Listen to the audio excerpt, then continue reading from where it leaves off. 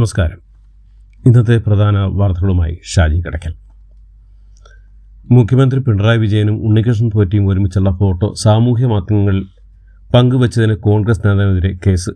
KPC രാഷ്ട്രീയകാര്യ സമിതി അംഗം N. സുബ്രഹ്മണ്യനെതിരെയാണ് Kozhikode Chevayur police കേസെടുത്തത്. പിണറായിയും ഉണ്ണികൃഷ്ണൻ പോറ്റിയും തമ്മിൽ അഗാധമായ ബന്ധമുണ്ടാക്കാൻ കാരണം എന്തായിരിക്കും എന്ന് സോഷ്യൽ മീഡിയയിൽ പോസ്റ്റ് ചെയ്തതിനാണ് കലാപശ്രമത്തിന് കേസ് എടുത്തിരിക്കുന്നത്. വാർത്തകൾ വിശദമായി.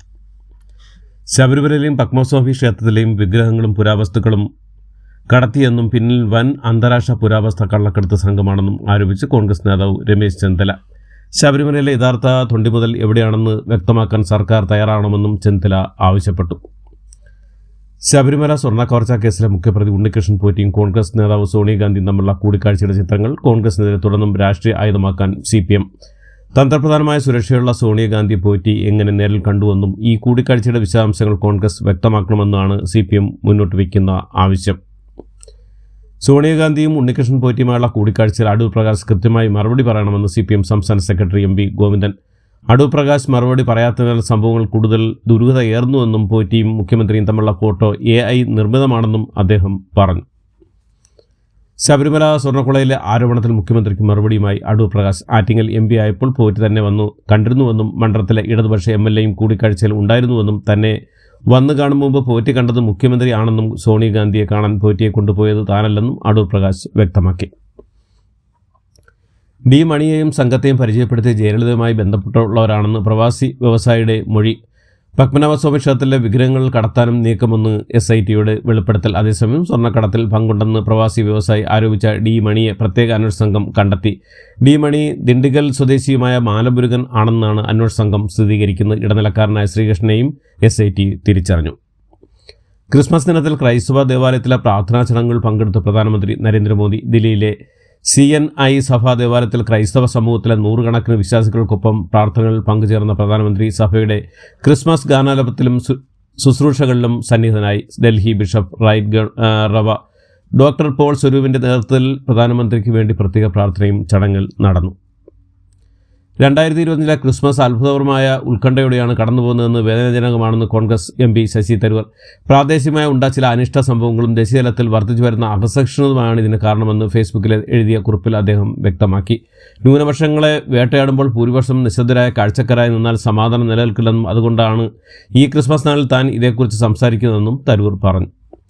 ക്രൈസ്തവർക്കെതിരായ അതിക്രമത്തിൽ ക്രിസ്മസ് ദിനത്തിന് ആശങ്കകൾ പങ്കുവച്ച് സംസ്ഥാനത്തെ സഭാ മേലധ്യക്ഷന്മാർ.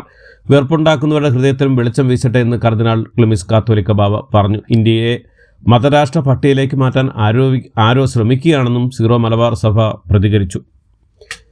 ക്രിസ്മസ് ആഘോഷങ്ങൾക്കെതിരെ നടന്ന അതിക്രമ സംഭവങ്ങൾ BJPയുടെ തലയിൽ വയ്ക്കാൻ കോൺഗ്രസും CPM നോക്കുകയാണെന്ന് BJP സംസ്ഥാന അധ്യക്ഷൻ രാജീവ് ചന്ദ്രശേഖർ. എല്ലാവർക്കും ആഘോഷിക്കാൻ അവകാശമുണ്ടെന്നും അതിക്രമം നടത്തിയവർക്കെതിരെ നടപടി വേണമെന്നും 140 കോടി ജനങ്ങളുള്ളവർ ചിലർ ഉണ്ടാകുമെന്നും ആക്രമണം നടത്തിയവർക്ക് വട്ടാണെന്നും രാജീവ് ചന്ദ്രശേഖർ പറഞ്ഞു. ക്രൈസ്തവർക്ക് നേരെയുള്ള ആക്രമണം ഭരണഘടനയ്ക്കും മതനിഷേധയ്ക്കും എതിരായ വെല്ലുവിളിയാണെന്ന് മന്ത്രി P. രാജീവ്. ക്രിസ്മസ് കേക്കുകളുമായി ചെന്ന ആളുകൾ കരോൾ കണ്ടാൽ ആക്രമിക്കുന്ന രീതിയിലേക്ക് മാറിയെന്നും മന്ത്രി പറഞ്ഞു.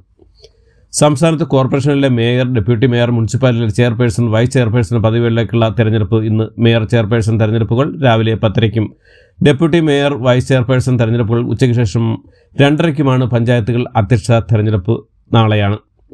തിരുവനന്തപുരം കോർപ്പറേഷനിൽ BJP മേയർ സ്ഥാനാർത്ഥിയായ VV രാജേഷിനെ പ്രഖ്യാപിച്ചു. ജില്ലാ കമ്മിറ്റി ഓഫീസിൽ നടന്ന അടിയന്തര യോഗത്തിന് ശേഷമാണ് തീരുമാനം. ആശാനാഥാണ് ഡെപ്യൂട്ടി മേയർ സ്ഥാനാർത്ഥി.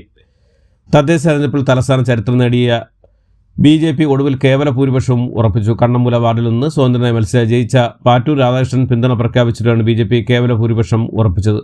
മേയർ സ്ഥാനാർത്ഥിയെ VV രാജേഷിനെ പ്രഖ്യാപിച്ച പിന്നാലെയാണ് പാറ്റൂർ രാധാകൃഷ്ണൻ പിന്തുണ പ്രഖ്യാപിച്ചത്. പ്രധാനമന്ത്രി നരേന്ദ്രമോദി ഉടൻ തിരുവനന്തപുരത്തെത്തും. വികസിത അനന്തപുരി എന്ന ലക്ഷ്യത്തോടെയുള്ള തിരുവനന്തപുരം കോർപ്പറേഷന്റെ വികസന രേഖ പ്രധാനമന്ത്രി പ്രഖ്യാപിക്കും. ജനുവരി അവസാനത്തോടെയാകും മോദി എത്തുക. കൗൺസിലർമാരുമായി പ്രത്യേക കൂടിക്കാഴ്ച നടത്തുമെന്നാണ് ലഭ്യമാകുന്ന വിവരങ്ങൾ. കൊച്ചി മേയർ സ്ഥാനവുമായി ബന്ധപ്പെട്ട് പരിഭവം അവസാനിപ്പിച്ച് ദീപ്തി മേരി വർഗീസ്. മേയർ സ്ഥാനത്തേക്ക് പാർട്ടി തീരുമാനിച്ച VK മിനിമോൾക്കും ഷൈനി മാത്യുവിനും പിന്തുണ അർപ്പിച്ചുകൊണ്ട് ദീപ്തി രംഗത്തെത്തി. ഫേസ്ബുക്ക് പോസ്റ്റിലൂടെയാണ് ദീപ്തിയുടെ പിന്തുണ. പാലക്കാട് നഗരസഭയിൽ നിർണായക നീക്കവുമായി BJP. P. സ്മിതേഷ് ചെയർമാൻ സ്ഥാനാർത്ഥിയും T. ബേബി വൈസ് ചെയർപേഴ്സണുമാവും. മുരുകണി വാർഡിൽ നിന്നാണ് പി സ്മിതേഷ് ഇത്തവണ ജയിച്ചത്. നിലവിൽ ബിജെപി ഈസ്റ്റ് ജില്ലാ ജനറൽ സെക്രട്ടറിയാണ്. അതേസമയം ചെയർമാൻ സ്ഥാനത്തേക്ക് കൂടുതൽ സാധ്യതയുണ്ടായിരുന്ന സംസ്ഥാന ട്രഷറർ ഇ കൃഷ്ണദാസിനെ അവസാന നിമിഷം വരെ മാറ്റിയെന്നാണ് വിവരം. ഷൊർണൂർ നഗരസഭയിൽ ഇടത് സ്ഥാനാർത്ഥിക്കെതിരെ മത്സരിച്ച് വിജയിച്ച സ്വതന്ത്ര പി നിർമ്മല ഷൊർണൂർ നഗരസഭ ചെയർപേഴ്സണാവും. CPM ഒറ്റപ്പാലം ഏരിയ കമ്മിറ്റി യോഗത്തിലാണ് സംബന്ധിച്ച തീരുമാനം ഉണ്ടായത്. ഏരിയ കമ്മിറ്റിയുടെ തീരുമാനം ഇടതുമുന്നണിയുടെ ഷൊർണൂർ മുനിസിപ്പൽ കമ്മിറ്റി യോഗത്തിൽ റിപ്പോർട്ട് ചെയ്തു. പാല നഗരസഭയിലെ ഭരണസമിതിയുമായി ബന്ധപ്പെട്ട നിലപാട് വ്യക്തമാക്കി പുളിക്കക്കണ്ടം കുടുംബം. UDFിനായിരിക്കും പുളിക്കക്കണ്ടം കുടുംബത്തിൻ്റെ പിന്തുണ. ഒരാഴ്ചയിലായി നടന്ന ചർച്ചയ്ക്കൊടുവിലാണ് കുടുംബം അന്തിമ തീരുമാനത്തെത്തിയ. ചർച്ചയിൽ പുളിക്കക്കണ്ടം കുടുംബം മുന്നോട്ട് വെച്ച കാര്യങ്ങൾ UDF അംഗീകരിക്കുകയായിരുന്നു. UDFിനും തനിച്ച് ഭരിക്കാൻ ഭൂരിപക്ഷമില്ലാത്ത പാലാ നഗരസഭയിൽ നിന്ന് ബിനു പുളിക്കണ്ടവും മകൾ ദിയയും സഹോദരൻ ബിജുവുമാണ് ഒരു കുടുംബത്തിൽ നിന്ന് സ്വതന്ത്രമായി മത്സരിച്ച് വിജയിച്ചത്. ആദ്യ 2 വർഷം 21 വയസ്സുകാരി അദിയ പുളിക്കണ്ടത്തിനും ചെയർപേഴ്സൺ സ്ഥാനം നൽകിയാണ് UDF പിന്തുണ ഉറപ്പാക്കിയത്. കോഴിക്കോട് തിരുവമ്പാടി പഞ്ചായത്തിൽ UDFിനെ പിന്തുണയ്ക്കാൻ തീരുമാനിച്ച കോൺഗ്രസ് വിമതൻ ജിതിൻ പല്ലാട്ട് പ്രസിഡന്റാകും. ഇടതു വലതു മുന്നണികൾ അംഗബലത്തിൽ തുല്യനിലയിലായതോടെയാണ് ഇവിടെ കോൺഗ്രസ് വിമതന്റെ നിലപാട് നിർണായകമായത്. ഭരണസമിതിയുടെ ആദ്യ 2.5 വർഷം ജിതിൻ പല്ലാട്, ബാക്കി കാലയളവിൽ കോൺഗ്രസ് പ്രതിനിധിയും അധ്യക്ഷനാകാനാണ് സാധ്യത. മുൻ MLA KC രാജഗോപാലിന്റെ പഞ്ചായത്തിൽ 28-കാരൻ പ്രസിഡന്റാകും. പത്തനംതിട്ട മെഴുവേലി പഞ്ചായത്തിലാണ് യൂത്ത് കോൺഗ്രസ് നേതാവ് നെജോ മെഴുവേലിയെ പ്രസിഡന്റാക്കുന്നത്. 20 വർഷത്തിനു ശേഷമാണ് മെഴുവേലി പഞ്ചായത്തിൽ UDF ഭരണത്തിൽ ഏറുന്നത്. കൊച്ചിയിൽ നിന്ന് ലക്ഷദ്വീപിലെ അഗത്തിയിലേക്കുള്ള അലയൻസ് വിമാനം തുടർച്ചയായ 2ാം ദിവസവും റദ്ദാക്കി. ഇന്നലെ രാവിലെ 9:15 പുറപ്പെട്ടിരുന്ന വിമാനം സാങ്കേതിക കാരണങ്ങൾ പറഞ്ഞാണ് റദ്ദാക്കി. ഇന്ന് ഉച്ചയ്ക്ക് 1 മണിക്ക് വിമാനം പുറപ്പെടുമെന്ന് അറിയിച്ചെങ്കിലും യാത്രക്കാരെത്തിയപ്പോഴേക്കും റദ്ദാക്കിയതായി അറിയിക്കുകയായിരുന്നു. കൊല്ലത്ത് MDMAയുമായി DYFI നേതാവും സുഹൃത്തും പിടിയിൽ. DYFI വടക്കേവിള മേഖല വൈസ് പ്രസിഡന്റായ പട്ടത്താനം സ്വദേശി റനീഫ്, ഇരുവിപുരം പുത്തൻചന്ത സ്വദേശി ഷാരൂഖ് ഖാൻ എന്നിവരാണ് അറസ്റ്റിലായത്. വിൽപ്പനയ്ക്ക് എത്തിച്ച 4.24 ഗ്രാം ADMA പ്രതികളിൽ നിന്ന് ഇരുവിപുരം പോലീസ് പിടിച്ചെടുത്തു. പുത്തൻചന്ത റെയിൽവേ ഗേറ്റിന് സമീപം നടത്തിയ പരിശോധനയിലാണ് MDMAയുമായി യുവാക്കൾ പിടിയിലായത്. ഇതോടുകൂടി ഇന്നത്തെ വാർത്തകൾ ഇവിടെ അവസാനിക്കുന്നു. എല്ലാവർക്കും നന്ദി, നമസ്കാരം.